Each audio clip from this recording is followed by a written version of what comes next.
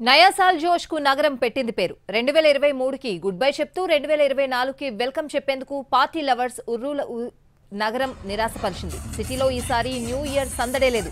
బాలీవుడ్ టాలీవుడ్ సెలబ్రిటీలు హోరెత్తించే డీజేలు విందు వినోదాలతో మిడ్ నైట్ పార్టీకి ముస్తాబయ్యే నగరం మూగబోయింది.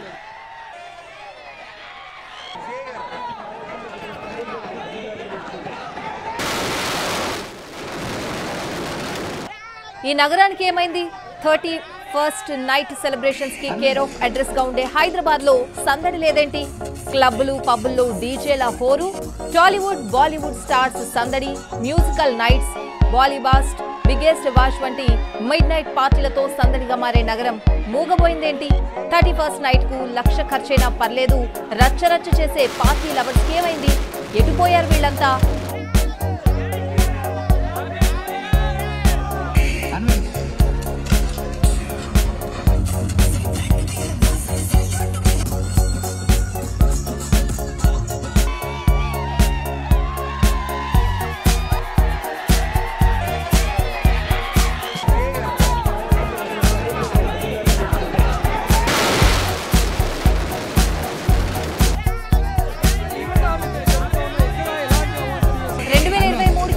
చెప్తూ 2024కి గ్రాండ్ వెల్కమ్ చెప్దామనుకున్న హైదరాబాద్ పార్టీ లవర్స్ ఈసారి మూగబోయారు.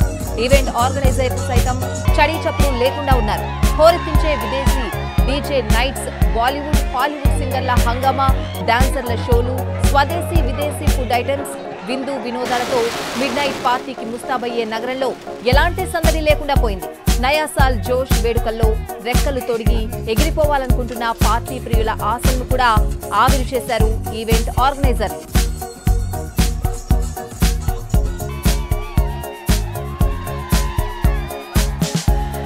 న్యూ ఇయర్ వేడుకలను ఘనంగా జరుపుకోవడంలో హైదరాబాద్ కు పెట్టింది పేరు. నయా సాల్ వేడుకల్లో ఒక్కో ఈవెంట్ ఒక్కో ప్రత్యేకత.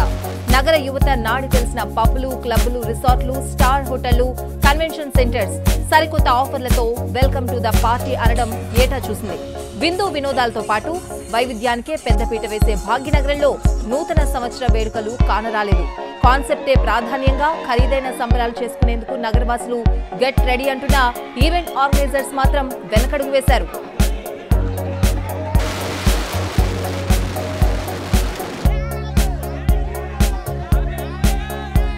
గతంతో పోలిస్తే ఈసారి మాత్రం హైదరాబాద్ లో నయా సాల్ జోష్ తగ్గిందనే చెప్పాలి. దీనికి కారణాలు అడిగి తెలుసుకుందాం. మా ప్రతినిధి రవి లైవ్ లో ఉన్నారు. రవి, ఎందుకని అనుకోవాలి? ఈవెంట్ ఆర్గనైజర్స్ ఎందుకు వెనకడుగు వేశారనుకోవాలి? స్వాతి, ముఖ్యంగా 31st నైట్ సెలబ్రేషన్స్ కానీ న్యూ ఇయర్ సెలబ్రేషన్స్ అనగానే హైదరాబాద్ కేర్ ఆఫ్ అడ్రస్ గా ఉండేది. ఆల్మోస్ట్ మోర్ దాన్ 100 ఈవెంట్స్ వరకు కూడా హైదరాబాద్ లో జరిగేవి. ముఖ్యంగా గచ్చిబౌలి, మాదాపూర్, నానక్రామ్ కూడా ఏరియాలో ఎక్కువ ఈవెంట్స్ పోటీ పడి మరీ జరిగేవి. కానీ ఈసారి ఈవెంట్ ఆర్గనైజర్లు ఈవెంట్స్ జరపడానికే ముందుకు రానటువంటి పరిస్థితి. ముఖ్యంగా పోలీసులు ఆ స్థాయిలో అనుమతులు ఇవ్వకపోవడం, సీఎం రేవంత్ రెడ్డి సమీక్ష నిర్వహించిన తర్వాత ఎవరికి కూడా అడ్డగోలుగా అనుమతులు ఇవ్వకూడదు, న్యూ ఇయర్ కానీ లేకపోతే 31st నైట్ సెలబ్రేషన్ ఈవెంట్లను ఒక రెవెన్యూగా మాత్రమే చూడకుండా పూర్తిగా డ్రగ్స్ కానీ గంజాయి వీటన్నిటిని అరికట్టే విధంగా ఉండాలి, అడ్డగోలుగా అనుమతులు కూడా ఇవ్వద్దని చెప్పడంతో అవుట్డోర్ లో జరిగేటటువంటి ఈవెంట్స్ కు ఎక్కువ స్థాయిలో అనుమతులు కూడా రాలేదు ఈసారి. మరోవైపు ఎక్కడ గంజాయి దొరికినా, డ్రగ్స్ దొరికినా, అవాంఛనీయ సంఘటనలు జరిగినా కూడా ఈవెంట్ ఆర్గనైజర్ల పైన కేసులు బుక్ చేస్తామని పోలీసులు హెచ్చరించడంతో ఈవెంట్ ఆర్గనైజర్లు కూడా వెనక్కి తగ్గినటువంటి పరిస్థితి. ముఖ్యంగా వీకెండ్ ఉండడం చాలా మంది వేరే రాష్ట్రాలకు లేకపోతే గోవాలో జరిగేటటువంటి ఈవెంట్స్ కు తరలి వెళ్లారు. ఎందుకంటే 30th సాటర్డే రావడం, 31st సండే రావడంతో చాలా మంది వేరే స్టేట్స్ లో వెళ్ళిపోయినటువంటి పరిస్థితి. ఇక సిటీలో ఏదైనా ఈవెంట్ లో ఫుల్ గా తాగి బయటకు రావాలన్నా కూడా డ్రంక్ అండ్ డ్రైవ్ కు చాలా భయపడ్డారు. దీంతో ఈవెంట్ కు వెళ్లడం ఎందుకు, అక్కడ తాగకుండా ఉండడం ఎందుకు, మళ్ళీ పోలీసులకు డ్రంక్ అండ్ డ్రైవ్ లో పట్టుబడడం ఎందుకు అనే ఉద్దేశంతో చాలా మంది సిటీ అవుట్స్కట్స్ లో ఉన్నటువంటి రిసార్ట్లను ప్రిఫర్ చేశారు. ఒక 10 మంది బ్యాచ్ తో ఉన్నటువంటి ఫ్రెండ్స్ అంతా కలిసి సిటీ అవుట్స్కట్స్ లో ఉన్నటువంటి రిసార్ట్లను బుక్ చేసుకున్నారు. అక్కడే నైట్ అంతా స్టే చేయొచ్చు, అక్కడే ఎంజాయ్ చేయొచ్చు, అక్కడ తప్పదాగినా కూడా నెక్స్ట్ డే రావచ్చు అనే ఉద్దేశంతో చాలా మంది ఈసారి రిసార్ట్లకు డిమాండ్ ఎక్కువగా లభించింది. దీంతో ఈసారి సిటీలో జరిగినటువంటి ఈవెంట్స్ ఒక 50 బిలో మాత్రమే ఈవెంట్స్ జరిగాయి. జరిగినటువంటి ఆ కొన్ని ఈవెంట్లలో కూడా డిమాండ్ దొరకనటువంటి పరిస్థితి. దాదాపు ఒక 2000 నుంచి 3000 మంది క్రౌడ్ వస్తారని ఎక్స్పెక్ట్ చేసుకున్నటువంటి ఈవెంట్లకు దాదాపు 1000 మంది కూడా రానటువంటి సిచ్యువేషన్. దాంతో ఇప్పుడు ఈవెంట్లు జరిపినటువంటి వాళ్ళు కూడా నిండా మునిగిపోయారు. ఎందుకంటే వాళ్ళు డీజే ప్లేయర్లను కూడా ఇంటర్నేషనల్ డీజే ప్లేయర్లను తీసుకొని రావాల్సి ఉంటుంది, లేకపోతే ముంబై ఢిల్లీ నుండి డీజే ప్లేయర్లను తీసుకొని రావాల్సి ఉంటుంది. సో వాళ్ళు ఎక్కువ రెమ్యునరేషన్ కూడా ఛార్జ్ చేస్తారు. ఇక డీజే సిస్టమ్స్ కానీ లేకపోతే లైటింగ్ కానీ అక్కడ లిక్కర్ ఫుడ్ వీటన్నిటిని పెట్టుకోవాల్సి ఉంటుంది. బౌన్సర్లకు కూడా ఎక్కువ మొత్తంలో చెల్లించాల్సి ఉంటుంది. కాబట్టి ఈ పెట్టుబడి అంతా కేవలం ఈవెంట్కి వచ్చేటటువంటి 500-600 మెంబర్స్ తో తీయలేమనే పరిస్థితుల్లో చాలా మంది ఈవెంట్ ఆర్గనైజర్లు వెనక్కి తగ్గారు. దీంతో సిటీలో ఎక్కడ కూడా న్యూ ఇయర్ సందడి మనకు కనిపించలేదు. ఒకవేళ న్యూ ఇయర్ ముందుగానే 10 రోజుల నుంచి అడ్వర్టైజ్మెంట్లు కూడా ఎక్కువగా చూసేది, మనం హోర్డింగ్స్ కూడా చూసేది, లేకపోతే టాలీవుడ్ బాలీవుడ్ సెలబ్రిటీస్ వచ్చారని చెప్పి మా చోట పలానా బాలీవుడ్ సెలబ్రిటీ వస్తోందని అడ్వర్టైజ్మెంట్ కూడా సిటీలో పోస్టర్ల రూపంలో కనిపించేవి.